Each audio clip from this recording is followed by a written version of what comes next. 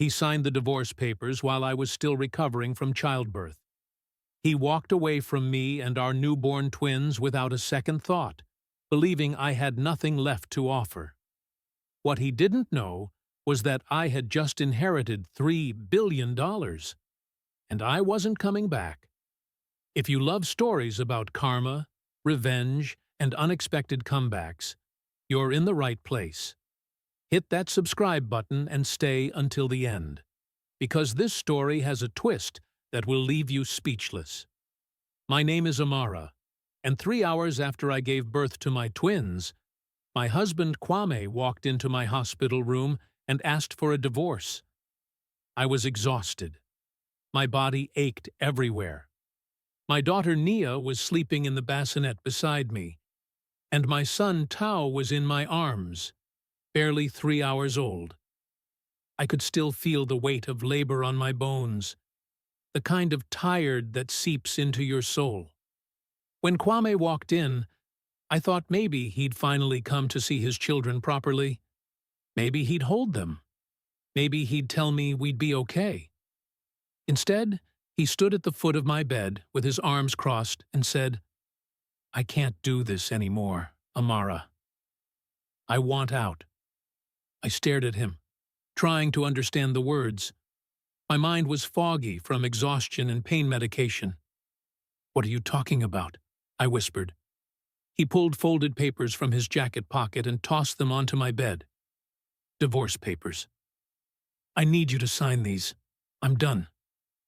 I felt my heart crack open right there. "Kwame, I just had our babies. Can we talk about this later?" "There's nothing to talk about," he said coldly, not even looking at Tao in my arms. "I've been miserable for months. You trapped me with this pregnancy, and I'm not going to let you ruin my life anymore." Trapped him. Those words cut deeper than any physical pain I'd felt that day. I'd worked 2 jobs throughout my pregnancy, while he chased one failed business idea after another. I'd supported us, believed in him, loved him through everything. And now, hours after bringing his children into the world, he was calling them a trap. "Please," I begged, tears rolling down my face. "Just give us a chance. Give them a chance." He shook his head. "Sign the papers, Amara. I already moved out. I took what I needed from the apartment. You can have the rest." He paused at the door. "I'll send someone to pick up my things next week." And then he was gone. Just like that. He didn't hold his children. He didn't kiss my forehead. He didn't say goodbye. He simply walked away from the family he'd created like we were nothing more than a burden he was relieved to shed. I sat there in that hospital bed, holding my son, looking at my daughter, and I cried until I had no tears left. The nurse who came in found me that way, and I saw the pity in her eyes.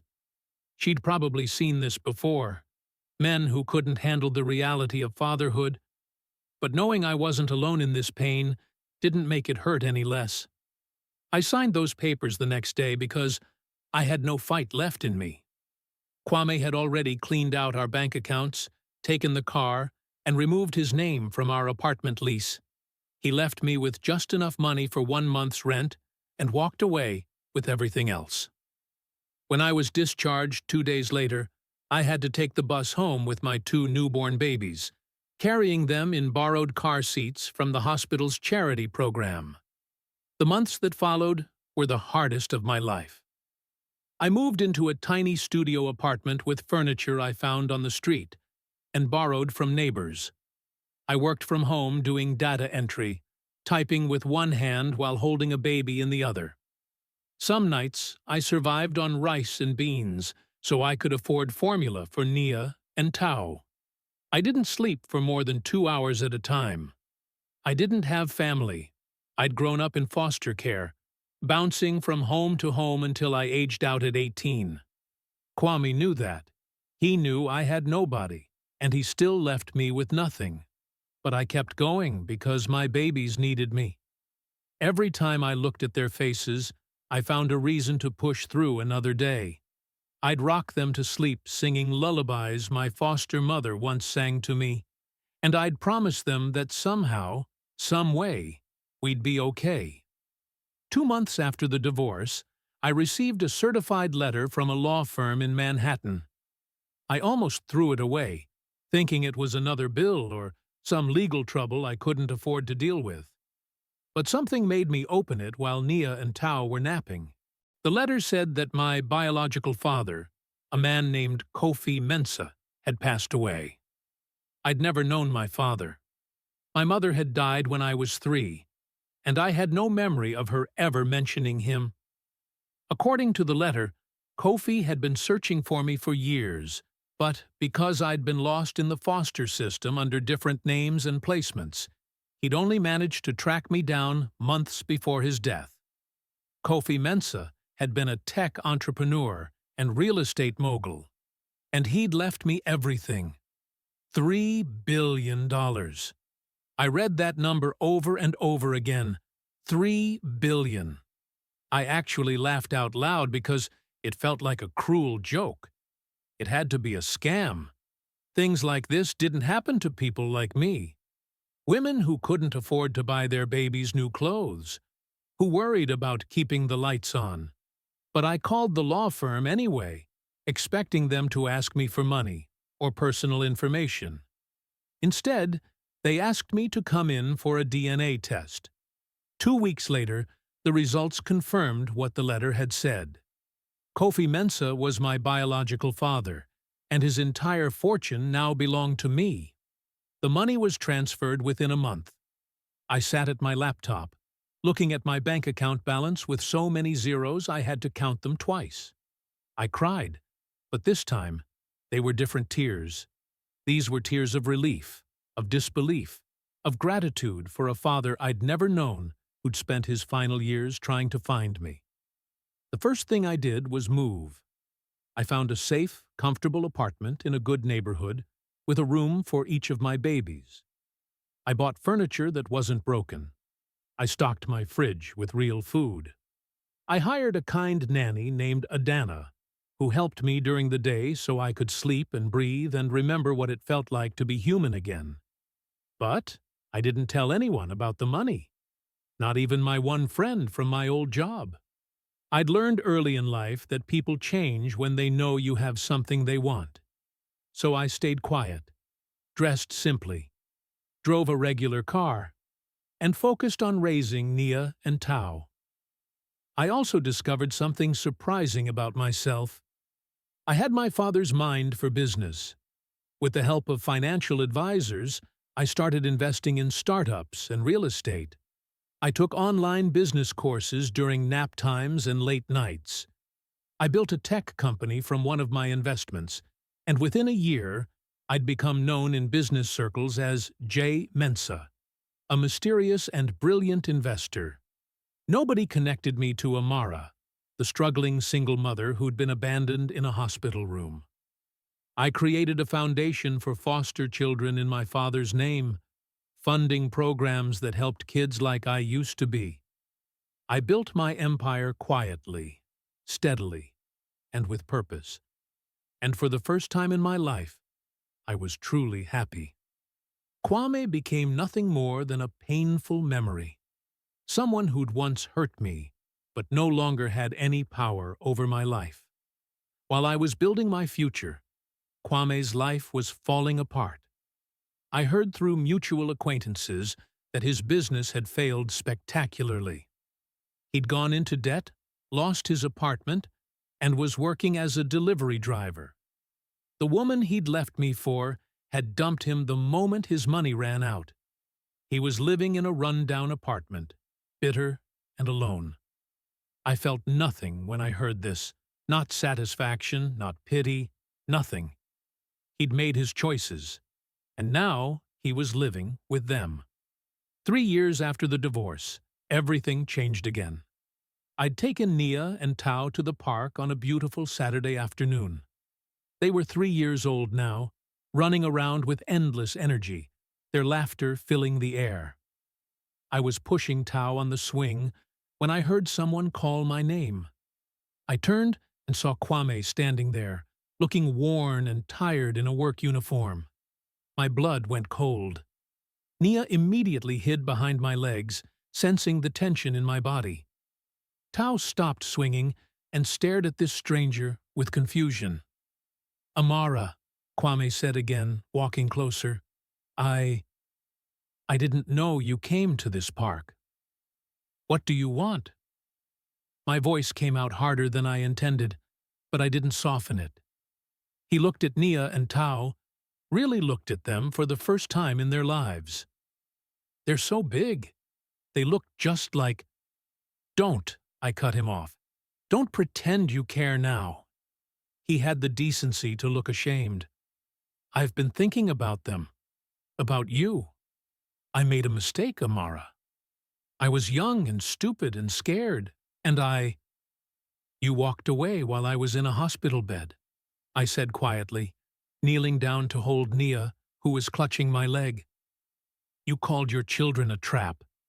You left us with nothing." "I know." He ran his hand over his face. "I know I was terrible. But I'm different now. I want to be in their lives. I want to know my kids." I stood up, and he must have seen something in my eyes that made him step back. "Now? After 3 years? Where were you when I couldn't afford diapers?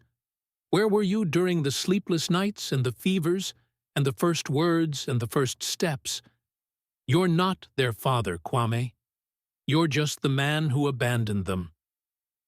He looked at my clothes then, at the expensive stroller I'd left by the bench, at Nia's designer shoes. Did you remarry? Is someone taking care of you?" I smiled, and it wasn't a kind smile. "No, Kwame. I did it myself. I built a life for me and my children without you, and we're doing better than you could ever imagine." Confusion crossed his face. "What do you mean?" "How?" "That's none of your business anymore," I said, taking Tao's hand. "Stay away from us. You gave up your rights when you threw those papers at me." I walked away with my children, and I didn't look back. But I knew Kwame wouldn't let it go that easily. A man's pride is a dangerous thing, especially when he realizes what he's lost. 2 weeks later, he showed up at my office building. My assistant called me, saying a man named Kwame was demanding to see me. I almost had security remove him, but something made me agree to meet him in the lobby. I wanted him to see exactly what he'd walked away from. When I stepped out of the elevator in my business suit, his eyes went wide. He was still in his delivery uniform, probably on his lunch break. We must have looked like we belonged in different worlds, because we did. "You're Jay Mensa," he said, his voice barely a whisper. "The Jay Mensa. I saw your picture in a business magazine last month, but I didn't realize. Amara, you're a billionaire." "Yes," I said simply. "Why didn't you tell me?" The question was almost accusatory. "When did this happen? How?" I held up my hand. "You divorced me when I had nothing. Why would I tell you when I gained everything? You made it very clear that I was a burden, that our children were a trap. You don't get to be part of our success story, Kwame." He started talking fast, desperate. "I still love you, Amara.